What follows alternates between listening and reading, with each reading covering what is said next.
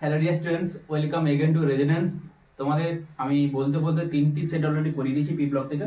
P block থেকে আজকে যেটা করাবো সেটা হচ্ছে SC 52। ঠিক আছে, তাহলে চলো একেবারে আমি পি ব্লক থেকে শুরু করাচ্ছি।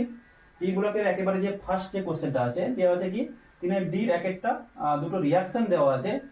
এবার সেখান থেকে প্রোডাক্টগুলো লিখতে হবে। ঠিক আছে, আচ্ছা, খুব ভালো কথা। তাহলে দেখো প্রোডাক্টগুলো লিখা মানে অ্যাকচুয়ালি যেহেতু এটা দুটো 1 নাম্বার কোশ্চেন আছে, তোমরা জাস্ট এই প্রোডাক্টগুলো লিখেই চলে আসবে, বেশি ব্যাখ্যা করার দরকার নেই, কারণ এটা দুটো কোশ্চেন কিন্তু 1 নাম্বারের কোশ্চেন। তাহলে দেখো এটা কি করবে, দেখো এখানে যে প্রোডাক্টটা তৈরি হবে না, ভালো করে দেখো এখানে যে প্রোডাক্টটা তৈরি হবে আমরা কি দেখছি। চলো কি বলছে প্রোডাক্টটা, যখন আমি H6 এর সঙ্গে যখন জলের বিক্রিয়া করাবো তখন কি হবে, HCO3 প্লাস কি উৎপন্ন হবে 6। এই যে এটা কিন্তু সম্পূর্ণ বিক্রিয়া, যদি অসম্পূর্ণ বিক্রিয়া হয় তাহলে এখানে ভিন্ন ধরনের একটা প্রোডাক্ট উৎপন্ন হয়। ঠিক আছে, তোমরা জাস্ট এটা কিন্তু লিখে পুরোপুরি চলে আসে, কি বললাম বুঝতে পেরেছো? আচ্ছা, এটা যদি হয় এখানে একটা জটিল যৌগ উৎপন্ন হয়, ভালো করে বুঝবে কি উৎপন্ন হবে, ভালো করে বুঝছো। এখানে যেটা উৎপন্ন হবে HCF, ঠিক আছে, HCF3 থার্ড প্যাকেট দিয়ে দাও, এখানে কত হবে প্লাস দিয়ে দাও, আর এখানে একটা ফ্লোরিন এখানে ট্রান্সফার করে দাও, তাহলে কি হবে SbF, এখানে 5টা ছিল এখানে একটা চলে এসেছে না, এখানকার একটা, তাহলে কত হবে F6, উপরে দিয়ে কি দিয়ে দাও মাইনাস।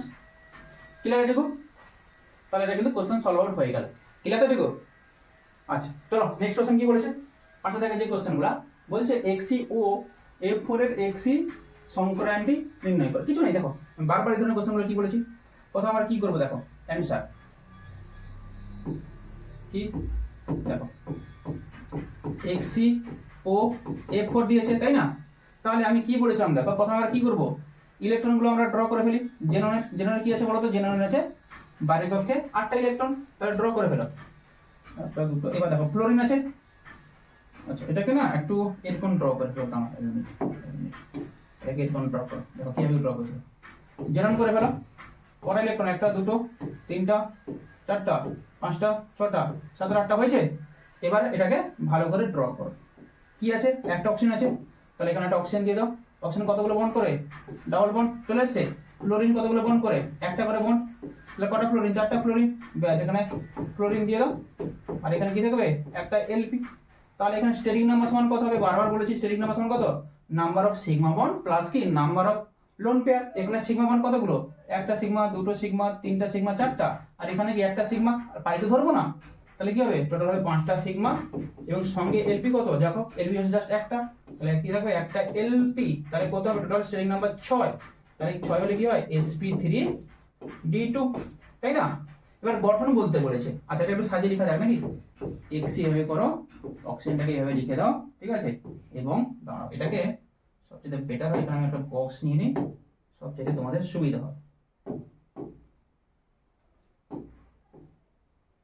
আচ্ছা ঠিক আছে, তো এবার দেখো এবারে কি হবে, এখানে একটা ফ্লোরিন দিবে, এই কর্নারে প্রতিটা কর্নারে একটা করে ফ্লোরিন দিয়ে দাও, তাহলে সুবিধা হবে।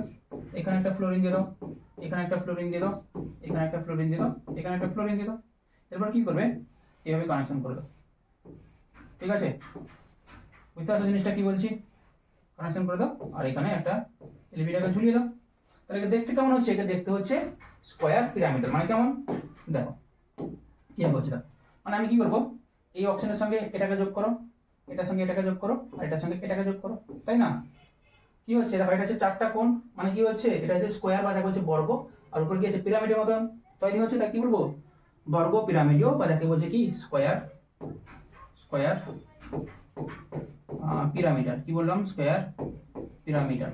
আশা করি এই জিনিসটা বুঝতে পেরেছো, স্কোয়ার পিরামিডাল। চলো নেক্সট কোশ্চেন কি বলেছে, নেক্সট কোশ্চেন বলেছে ফসফরাসকে কস্টিক সোডা সহকারে বিক্রিয়া করলে কি করবে, সমীকরণ সহকারে লিখো। আচ্ছা কিছু নেই, দেখো কিছু নেই, দেখো চলো কি বলেছে, বলেছে ফসফরাস, তবে এটা সাদা ফসফরাস, ঠিক আছে, তাহলে ফসফরাসকে কি লিখবো P4, ঠিক আছে, তার সঙ্গে কি দিয়েছে কস্টিক সোডা, কস্টিক সোডা বলতে কি সোডিয়াম হাইড্রোক্সাইড, ঠিক আছে, এবং এটা কি যদি দ্রবণ নিয়েছে মানে কি, তাহলে এখানে জল থাকবেই থাকবে, মানে H2O। এটা বিক্রিয়া করলে আমরা কি পাবো, বিক্রিয়া করলে আমরা যেটা পাবো সেটা হচ্ছে, আচ্ছা দাঁড়াও এটাকে এক সেকেন্ড, এটাকে একটু এদিকে নিয়ে নিই, সুবিধা হবে। এটাকে আমরা একটু এদিকে নিই। আচ্ছা, এবার একটু ছোট করে নিই, তাহলে সুবিধা হবে। চলো, কি বলেছে দিয়েছি, তাহলে কি উৎপন্ন হয়েছে, মানে সাদা ফসফরাস মানে P4, তাকে সোডিয়াম হাইড্রোক্সাইড বা কস্টিক সোডা দিয়েছি, তার সঙ্গে জল দিয়েছি, তাহলে প্রোডাক্ট আমার কি উৎপন্ন হচ্ছে দেখো। প্রোডাক্ট যেটা আমার উৎপন্ন হবে সেটা হচ্ছে একটা হবে PH3, ঠিক আছে, কারণ দেখে একটা বলে দিচ্ছি, একটা হবে PH3 আর একটা হবে মানে ফসফিন, আর সঙ্গে কি উৎপন্ন হবে, সঙ্গে যেটা উৎপন্ন হবে NaH2PO2। NaH2PO2 নাম কি, সোডিয়াম হাইপোফসফাইড। কি বললাম, এর নাম হচ্ছে সোডিয়াম হাইপোফসফাইড,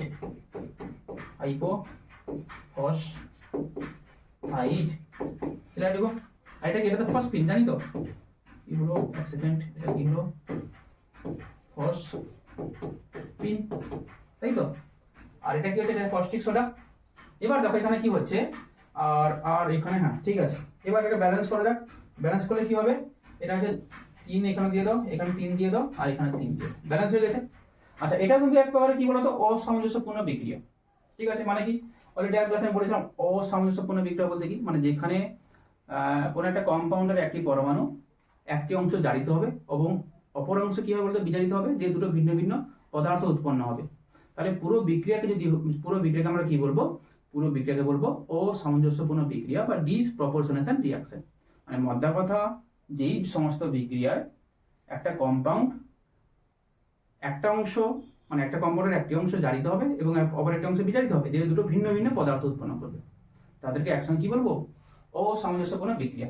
আচ্ছা, এখানে কথা আছে বলতো, এটা হচ্ছে নিশ্চিত মানে নিউট্রাল স্টেটে, তাহলে কত হবে, ফসফরাসের জারণস্থল 0, এখানে কত পাবো -3, আর এখানে কত পাবো বলতো, এটা পাবো কত, এটা হচ্ছে -4, এটা হচ্ছে +2। আচ্ছা করে নিতে, এটা হচ্ছে +1, এটা হচ্ছে +2, এটা হচ্ছে -4, তাহলে কত পেলাম, এটা হচ্ছে নিউট্রাল, এখানে কত দিতে হবে, এখানে +1 দিতে হবে, তাই না। তাহলে দেখো এখানে কি পাচ্ছি আমরা, দেখো আমরা এখানে একটা রেখা ড্র করে নিই, রেখা ড্র করে, এটা হচ্ছে 0, জারণস্থল এটা কত মাইনাস, এটা কত -2, এটা কত -3, উপরে নিয়ে আসো +1, তাহলে কি হবে +2, তারপরে কত হবে +3।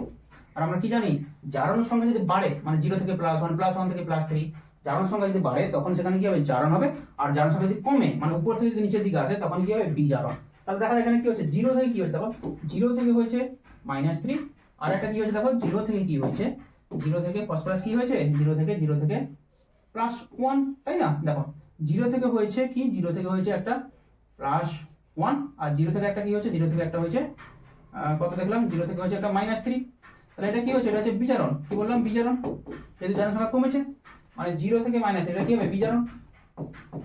আর এটা কি হচ্ছে, এটা হচ্ছে জারণ, 0 থেকে +1 হচ্ছে, তাই না। দেখো এই কম্পাউন্ডটা কি হচ্ছে, একটি পরমাণু কি হচ্ছে বলতো, এটা কি হচ্ছে, এটা হচ্ছে জারণ, এটা হচ্ছে বিজারণ, তাহলে একই সঙ্গে হচ্ছে, তাই কি বলবো, এটাকে বলবো আমরা অসামঞ্জস্যপূর্ণ বিক্রিয়া। আচ্ছা, নেক্সট কোশ্চেন কি বলেছে, এই যে কোশ্চেনটা বলেছে, এদের বিক্রিয়া মানে বিক্রিয়াত পদার্থকে আমাকে দেখাতে হবে। চলো 3 নম্বর কোশ্চেনটা কি বলেছে, 3 নম্বর কোশ্চেনটা আমাদের যেটা বলেছে, কি বলেছে, সোডিয়াম পারঅক্সাইড, তার সঙ্গে কি দিয়েছে, ক্লোরিন ডাই অক্সাইড দিয়ে, সেখান থেকে কি উৎপন্ন হবে সেটা কিন্তু আমাদের দেখাতে হবে। এখান থেকে যেটা উৎপন্ন হবে সেটা হচ্ছে দেখো NaClO2 সঙ্গে অক্সিজেন গ্যাস, বা ব্যাস তোমাদের এইটুকু পোর্শনে লিখে দিতে হবে। কি বললাম বুঝতে পেরেছো, মানে সোডিয়াম পারঅক্সাইডের সঙ্গে যদি আমি ClO2 যদি বিক্রিয়া ঘটাই তখন কি হবে, NaClO2 সঙ্গে O2 গ্যাস উৎপন্ন হবে, ঠিক আছে। অ্যাকচুয়ালি এই কম্পাউন্ডের নামটা কি বলতো, এই কম্পাউন্ডের নাম হচ্ছে সোডিয়াম ক্লোরেট, ঠিক আছে। আচ্ছা, এইটুকু পোর্শন কিন্তু কমপ্লিট হয়ে গেল। চলো খুব তাড়াতাড়ি নেক্সট ভিডিও নিয়ে আসছি।